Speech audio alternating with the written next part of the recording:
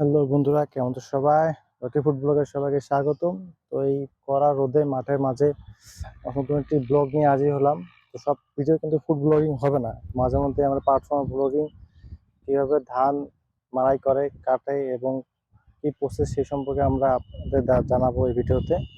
তো সেই সম্পর্কে দেখবেন এবং আমার সাথে থাকবেন। প্রচণ্ড রোদে কৃষকরা কীভাবে কাজ করে ধান কাটা এবং মাড়াই করা দেখতে পাচ্ছেন আমার পিছনে বহুত ধান ক্ষেত। তো নেক্সটে আমরা দেখাবো যে কিভাবে প্রসেসিং করে। তো বন্ধুরা আশা করি আপনারা দেখবেন।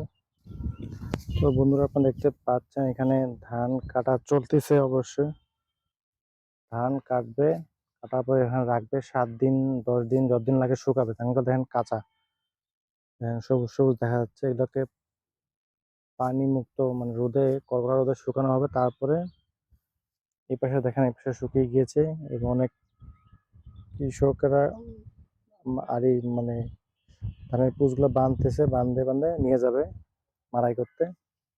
প্রথম স্টেজের কাজ হলো গিয়ে আপনাদের ধানগুলো কাটিয়ে শুকানোর জন্য রাখতে হয় 7 থেকে 10 দিন। তারপরে যখন এগুলো শুকিয়ে গেছে দেখেন পাশের ভূমিতে, সেগুলোকে বাঁধাই করে নিয়ে যাবে মাড়াই করার জন্য। ওখানে গ্রামের এটাই সুবিধা, সবকিছু দেখা যায়। আমরা শহরে থাকিলা উপভোগ করতে পারি না আসলে। ধানগুলোর কালার কিন্তু পেকে গিয়েছে মোটামুটি, কিন্তু এদের যে গাছগুলো সেগুলো সবুজ সবুজ ছায়া দেখা যাচ্ছে। অবশ্য এভাবে কাটবে, 7-8 দিন রাখবে, তারপরে শুকাবে। যখন সবুজগুলো যখন গোলাপ মানে গোল্ডেন কালার, সোনালি কালার হয়ে যাবে, তারপরে এগুলোকে বাঁধাই করে নিয়ে যাবে। আমরা পরবর্তী ওখানে যাই, ওখানে যেয়ে দেখবো কিভাবে বাঁধাই। দেখেন এগুলা সব পাঠিগুলো বাঁধা হয়ে গিয়েছে, আর এগুলো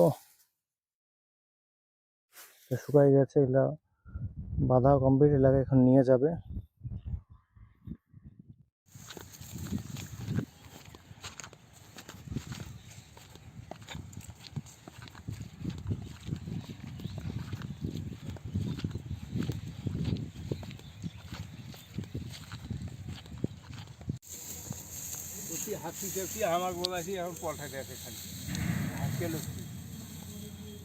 ভিজা না ওগুলা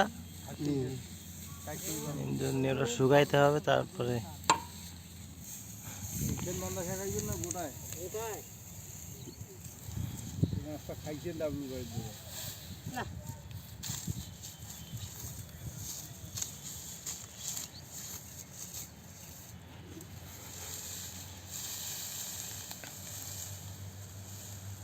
পোল উফরি পড়বে রে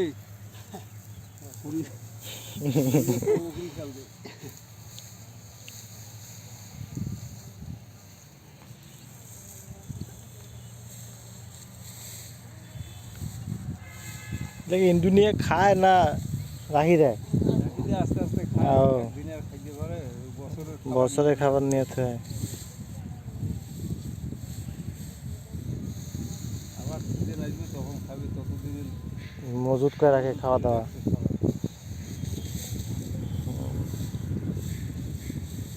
একজনের রিজিক একইভাবে নাকি?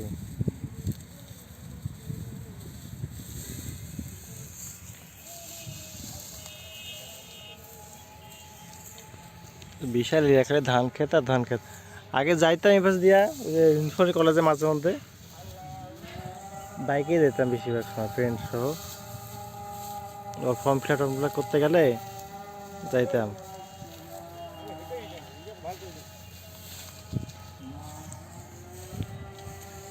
নাস্তা খাই জোর করে খেসেছে না আঠিকে বাবু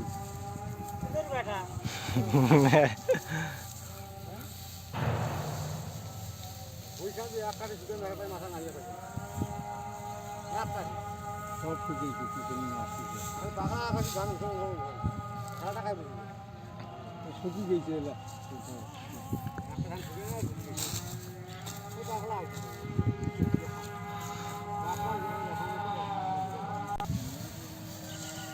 আমার মামাও কাজে লাগিয়ে পড়ছে।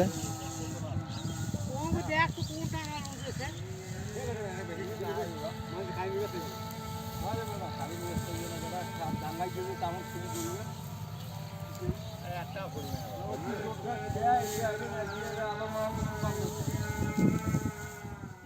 তো বন্ধুরা, আপনারা দেখতে পাচ্ছেন এখন ধানগুলোকে বোঝা বেঁধে কাঁধে নিয়ে যাওয়া হচ্ছে খুলিতে।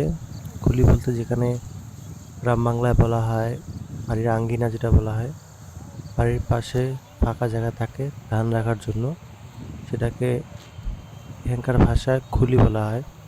তো অনেকে নিয়ে যাচ্ছে, দেখুন সারি সারিভাবে সবাই নিয়ে যাচ্ছে।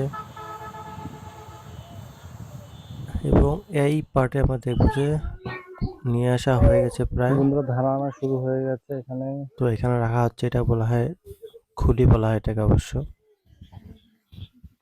তো ধানগুলো এভাবে রাখবে এবং গোল গোল করে রাখবে, যেন বড় একটি ধানের পুষ তৈরি হয়। এভাবে আপনারা দেখতে পাচ্ছেন যে নেট দেওয়া আছে এবং পুষ বানানো আছে।